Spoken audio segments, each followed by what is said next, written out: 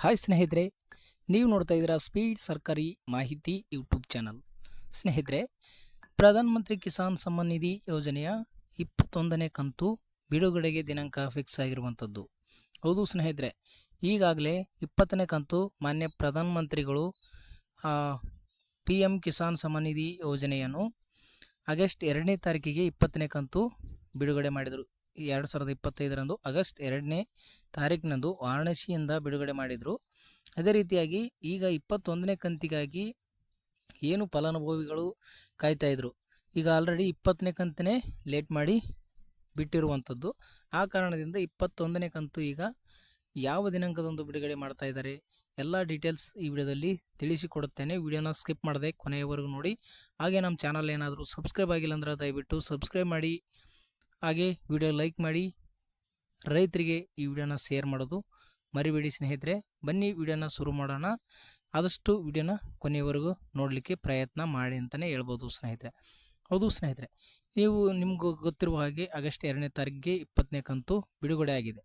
ಹಾಗೆ ನಾನು ಒಂದು ಕೆಲಸ ಹೇಳ್ತೀನಿ, 21ನೇ ಕಂತು ನೀವು ಪಡಿಬೇಕಂತಂದ್ರೆ ರೈತರು ಕಡ್ಡಾಯವಾಗಿ ಒಂದು ಕೆಲಸ ಮಾಡಬೇಕಾಗಿರುವಂಥದ್ದು. ಆ ಕೆಲಸ ಏನಾದರೂ ಮಾಡಿಲ್ಲ ಅಂತಂದರೆ 21ನೇ ಕಂತು ನಿಮ್ಮ ಖಾತೆಗೆ ಜಮಾ ಆಗೋದಿಲ್ಲ. ಹಾಗಾಗಿ ಈ ಒಂದು ವಿಡಿಯೋನ ಕೊನೆವರೆಗೂ ನೋಡಿದ್ರೆ ಅಂದ್ರೆ ಸಂಪೂರ್ಣವಾಗಿ ಮಾಹಿತಿ ಅರ್ಥ ಆಗುತ್ತೆ. ನೋಡಿ ಸ್ನೇಹಿತರೆ, ಇಲ್ಲಿ 21ನೇ ಕಂತು ನಿಮ್ಮ ಖಾತೆಗೆ ಬರಬೇಕು ಅಂತಂದರೆ ಮೊದಲಿಗೆ ನೀವು ನಿಮ್ಮ ಮೊಬೈಲ್ನಲ್ಲಿ ಆದರೂ ಮಾಡಬಹುದು ಅಥವಾ ಬೇರೆ ಒಂದು CSC ಸೆಂಟರ್ಗಳಲ್ಲಿ, ಆನ್ಲೈನ್ ಸೆಂಟರ್ಗಳಲ್ಲಿ ಎಲ್ಲಿ ಬೇಕಾದರೂ ನೀವು ಮಾಡಿಕೊಳ್ಬಹುದು. ನೋಡಿ, ನಿಮ್ಮ ಮೊಬೈಲ್ನಲ್ಲೇ ಮಾಡಬೇಕು ಅಂತಂದ್ರೆ KYC ಇದು ಪದೇ ಪ್ರತಿಯೊಂದು ಕಂತು ಕೂಡ ಬಿಡುಗಡೆ ಆಗುವಂಥ ಸಂದರ್ಭದಲ್ಲಿ ಇದೇ ಸಮಸ್ಯೆ ಆಗ್ತಾ ಇದೆ. 20ನೇ ಕಂತಿನಲ್ಲಿ ಕೂಡ ಕೆಲವೊಂದಿಷ್ಟು ರೈತರು KYC ಮಾಡ್ಕೊಳ್ಳೋದ್ರಿಂದನೇ ಪೆಂಡಿಂಗ್ ಉಳ್ಕೊಂಡಿದ್ದಾರೆ ಅಂತ ಕೇಂದ್ರ ಸರ್ಕಾರದಿಂದ ಬಂದಿರುವಂಥ ಅಪ್ಡೇಟ್ ಇದೆ. ಹಾಗಾಗಿ ನೀವು ಈಸಿಯಾಗಿ ಇದಕ್ಕೆ ಯಾವುದೇ ಒಂದು ದುಡ್ಡು ಕೊಡಬೇಕಾಗಿಲ್ಲ, ಏನಿಲ್ಲ, ಫ್ರೀ ಆಗಿರುತ್ತೆ. ಮೊಬೈಲ್ನಲ್ಲಿ OTP ಬೇಸ್ಡ್ KYC ಮಾಡಿಕೊಂಡ್ರೆ ನೀವು ಈಸಿಯಾಗಿ ನಿಮ್ಮ ಒಂದು KYC ಮಾಡಿಕೊಳ್ಬೋದು. ಏನು ಒಂದು KYC ಮಾಡ್ಕೊಳ್ಳೋದು ಈಸಿಯಾಗಿರುತ್ತೆ. ನಿಮ್ಮ ಆಧಾರ್ ಕಾರ್ಡ್ ನಂಬರ್ ಹಾಕಿ ಒಂದು ಸರ್ಚ್ ಅಂತ ಕೊಟ್ಟರೆ KYC ಆಗಿದೆ ಅಥವಾ ಇಲ್ಲ ಎಲ್ಲ ರೈತರು ಕೂಡ ಚೆಕ್ ಮಾಡ್ಕೊಳ್ಳಿ. ಯಾಕಂತಂದರೆ KYC ಆಗಿದೆ ಇಲ್ಲ ಅಂತ ನಿಮಗೂ ಕೂಡ ಕನ್ಫರ್ಮ್ ಆಗಬೇಕು. ಇಲ್ಲಿ ನೋಡಿ, ಇಲ್ಲಿ ಕಾಣುವಂಥ ಬಾಕ್ಸಲ್ಲಿ ಆಧಾರ್ ಕಾರ್ಡ್ ಸಂಖ್ಯೆ ಹಾಕಿ ಸರ್ಚ್ ಅಂತ ಕೊಟ್ಟರೆ KYC ಈಸ್ ಆಲ್ರೆಡಿ ಡನ್ ಅಂತ ಬರುತ್ತೆ. ಆಗಿದ್ದರೆ ಇಲ್ಲ ಅಂತಂದರೆ ಮುಂದೆ ಸ್ಟೆಪ್ ಕೇಳುತ್ತೆ. ನಿಮ್ಮ ಮೊಬೈಲ್ ಸಂಖ್ಯೆ, ಆಧಾರ್ ಕಾರ್ಡ್ ಸಂಖ್ಯೆ, OTP ತೆಗೆದುಕೊಂಡು ನೀವು KYC ಮಾಡ್ಕೊಳ್ಳಿ. ಈಸಿ ಇದೆ, ಯಾವುದೇ ಒಂದು ತಲೆ ಕೆಡಿಸಿಕೊಳ್ಳುವಂಥ ಅವಶ್ಯಕತೆ ಇಲ್ಲ, ತುಂಬ ಈಸಿ ಇದೆ. ಆದಷ್ಟು ನೀವು KYC ಮಾಡ್ಕೊಳ್ಳಿಲ್ಲ ಅಂತಂದರೆ ದಯವಿಟ್ಟು KYC ಮಾಡ್ಕೊಳ್ಳಿ. ಇಲ್ಲ ಅಂತಂದರೆ 21ನೇ ಕಂತು ನಿಮ್ಮ ಒಂದು ಬ್ಯಾಂಕ್ ಖಾತೆಗೆ ಸೇರೋದಿಲ್ಲ ಅಂತಲೇ ಹೇಳ್ಬೋದು. ಹಾಗೆಯೇ ನೋಡಿ, ಇಲ್ಲಿ ಈ ಒಂದು ರೈತರ ಪಟ್ಟಿ ಕೂಡ ಮತ್ತೆ ಇಲ್ಲಿ ಬಂದಿದೆ. 21ನೇ ಕಂತು ಯಾವ್ಯಾವ ರೈತರು ಕೂಡ ಪಡ್ಕೊಳ್ತಾರಂತ ಆ ಒಂದು ಲಿಸ್ಟ್ ಕೂಡ ಬಿಟ್ಟಿದ್ದಾರೆ. ನೀವು ಅದನ್ನು ಕೂಡ ನೀವು ಇಲ್ಲಿ ಪಡ್ಕೊಳ್ಬೇಕಂತಂದ್ರೆ ಸ್ಟೇಟಸ್ ನಿಮ್ಮ ಹೆಸರು ಇದೆ ಅಥವಾ ಇಲ್ಲ ಅಂತ ನೀವು ಕೂಡ ನಿಮ್ಮ ಸ್ಥಿತಿಯನ್ನು ತಿಳ್ಕೊಳ್ಬೋದು. ಇದ್ರ ಮೇಲೆ ಕ್ಲಿಕ್ ಮಾಡಿಕೊಂಡು ನೀವು ಒಂದು ಸ್ಟೇಟಸ್ನ ಚೆಕ್ ಮಾಡ್ಕೊಳ್ಬೋದು.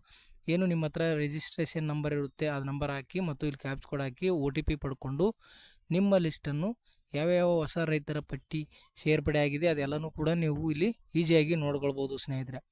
ಈ ರೀತಿಯಾಗಿ ನೀವು ಎರಡು ಕೆಲಸ ಮಾಡಿದ್ರಿ ಅಂತಂದ್ರೆ ನಿಮ್ಗೆ 21ನೇ ಕಂತು ಈಸಿಯಾಗಿ ನಿಮ್ಮ ಖಾತೆಗೆ ಬೀಳುತ್ತೆ.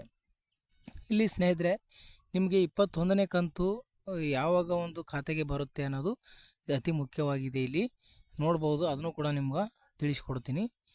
ನೋಡಿ ಸ್ನೇಹಿತರೆ, ಇಲ್ಲಿ ನಮಗೆ 21ನೇ ಕಂತು ಆಗಸ್ಟ್ನಿಂದ ನವೆಂಬರ್ ಒಳಗಡೆ ಖಾತೆಗೆ ಬೀಳಬೇಕಾಗಿದೆ.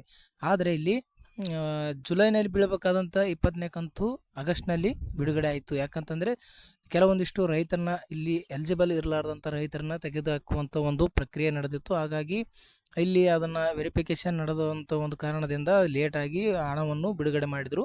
ಹಾಗಾಗಿ ಮುಂದಿನ ಒಂದು 21ನೇ ಕಂತು ಈಗ ಅಕ್ಟೋಬರ್ ತಿಂಗಳಲ್ಲಿ 21ನೇ ತಾರೀಕಿಗೆ ಹಣ ರಿಲೀಸ್ ಆಗುತ್ತೆ ಅಂತ ಒಂದು ರೈತರ ನಿರೀಕ್ಷೆ ಇದೆ. ಅದರಂತೆ ರೈತರಿಗೆ 21ನೇ ಕಂತು ಇದೇ ಅಕ್ಟೋಬರ್ 21ರ ಒಳಗಡೆ ಅಥವಾ ಅಕ್ಟೋಬರ್ ತಿಂಗಳಲ್ಲಿ ಹಾಕ್ತಾರೆ ಅಂತಲೇ ಹೇಳ್ಬೋದು ಸ್ನೇಹಿತರೆ. ಈ ಅಕ್ಟೋಬರ್ ತಿಂಗಳಲ್ಲಿ ಹಣವನ್ನು ರೈತರ ಖಾತೆಗೆ ಬಿಡುಗಡೆ ಮಾಡ್ತಾರೆ. ಆದಷ್ಟು ಬೇಗ ನೀವು ಈ KYC ಮಾಡಿಕೊಂಡು ನಿಮ್ಮ ಸ್ಟೇಟಸ್ ನೀವು ಚೆಕ್ ಮಾಡ್ಕೊಳ್ಳಿ. ಏನಾದರೂ ಮೊಬೈಲ್ ನಂಬರ್ ನವೀಕರಿಸಬೇಕಂತಂದರೆ ಇಲ್ಲಿ ಅದನ್ನು ಕೂಡ ಆಪ್ಷನ್ಸ್ ಕೊಟ್ಟಿದ್ದಾರೆ. ನೀವು ಮೊಬೈಲ್ ನಂಬರ್ ಕೂಡ ನವೀಕರಣ ಮಾಡ್ಕೊಳ್ಬಹುದು. ರೈತರಿಗೆ ಒಂದು ಇನ್ಫಾರ್ಮೇಷನ್ ತಿಳಿಸಿಕೊಟ್ಟಿದ್ದೀನಿ. ದಯವಿಟ್ಟು ಮಾಹಿತಿ ಇಷ್ಟ ಆಗಿದ್ರೆ ಲೈಕ್ ಮಾಡಿ, ಶೇರ್ ಮಾಡಿ, ಸಬ್ಸ್ಕ್ರೈಬ್ ಮಾಡ್ಕೊಳ್ಳಿ ಅಂತ ಹೇಳುತ್ತಾ ವಿಡಿಯೋನ ಮುಗಿಸ್ತಾ ಇದ್ದೀನಿ. ವಿಡಿಯೋನ ಕೊನೆಯವರೆಗೂ ನೋಡೋದಕ್ಕಾಗಿ ತುಂಬ ಧನ್ಯವಾದಗಳು. Thank you.